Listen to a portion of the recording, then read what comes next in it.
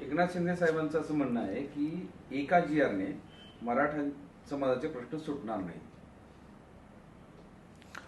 शिंदे साहेब बरोबर म्हटले. शिंदे साहेबांनी जी भूमिका मांडली ती योग्य आहे. हेच मी 2 दिवसापासून सांगतोय की शासनाने जी माहिती पुस्तिका दिलेली आहे त्या माहिती पुस्तकामध्ये प्रक्रिया सांगितलेली आहे, प्रोसिजर सांगितलेली की कशा पद्धतीने मराठा समाजाने एलिजिबिलिटी डिसाईड करण्यासाठी अर्ज करावा. आणि शिंदे साहेबांनी आज जबाबदारीने वक्तव्य केलं. आणि शिंदे साहेबांवर ही जबाबदारी आहेच की समाजाचे नेते म्हणून समाजाला स्पष्ट सांगितलं पाहिजे, समाजाला दिशा दिली पाहिजे. मुख्यमंत्र्यांनी तेच निवड सांगितले की हा सरसकट GR नाही आहे, जे एलिजिबल आहे त्यांनाच हे सगळं आरक्षण मिळेल.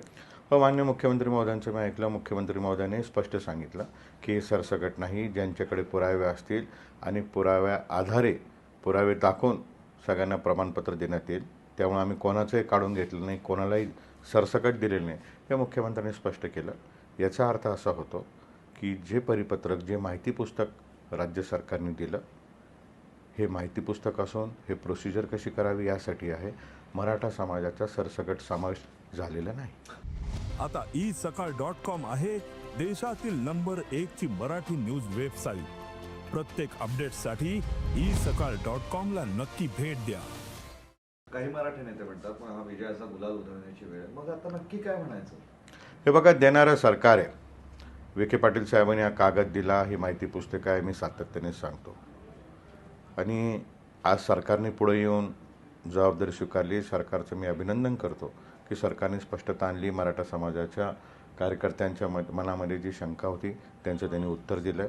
त्यामुळे आता येणाऱ्या काळामध्ये आज निश्चित झालं आहे. आज आपण जर बघितलं की सातत्याने मी 58 लाख नोंदी आमच्या डोळ्यासमोर होत्या, परंतु विभागीय आयुक्तांनी जो अहवाल लेटेस्टमध्ये शिंदे समितीला दिला त्याच्यामध्ये 48,000चा आकडा दिला. आणि 48,000ला कितीने मल्टिप्लाय करायचं म्हणजे किती मराठा समाज हैदराबाद गॅझेटच्या आधारे कुणबीत जाईल. मग उरलेल्या समाजाचं नेमकं काय करायचं, तर जे SCBC रिझर्वेशन दिलेलं आहे आता ते जलद गतीने न्यायालयात ते जिंकायचं. हा देखील लढाई आता आमच्यासमोर सुरू व्हावा लागेल.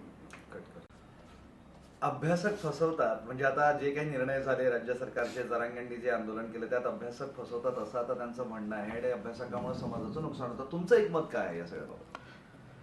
हे बघा, जो काही माहिती पुस्तिका, जो कागद आता लेटेस्टमध्ये सरकारने दिला, तो कागद आंदोलनकर्ते तिथल्या उपस्थितांनी स्वीकारला. अभ्यासक मंडळी जे कोण आहे, मी सगळ्यांचा सन्मान करतो. त्यात ज्येष्ठ रिटायर्ड जस्टिस पण अभ्यासक म्हणून कोळसे पाटील साहेब आहेत. सगळे जे काही लोक आहेत हे ते आपलं मत मांडतात आणि ती मतं मांडण्याची त्यांच्यावर जबाबदारी आहे. आणि ते मतं मांडता म्हणून लोक त्यांचं ऐकतात. तर त्यांनी जे कागदात आहे ते सांगितलं. याला फसवणं मी याच्यासाठी म्हणणार नाही, कारण त्यांची जबाबदारी आहे. कागदामध्ये जे आहे ते समाजातील तळातल्या गळातल्या लोकांना समजलं पाहिजे. ही लढाई कोणासाठी आहे? ही लढाईसाठी क्रिमिनल लेअरसाठी आहे का? तर ही लढाई ग्रामीण भागामध्ये असलेला सामान्य विद्यार्थी त्याला मुख्य प्रवाहामध्ये आणून शैक्षणिक व नोकरीमध्ये त्याची उन्नती व्हावी, ह्यासाठी लढाई आहे. तेव्हा अभ्यासकाने आपली भूमिका बजावी आणि निर्भयपणे बजावावी असं माझं मत आहे.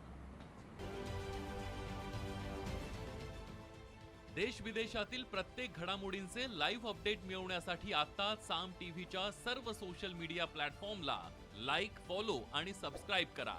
तसंच सर्व नोटिफिकेशनसाठी बेल आयकॉन प्रेस करायला विसरू नका.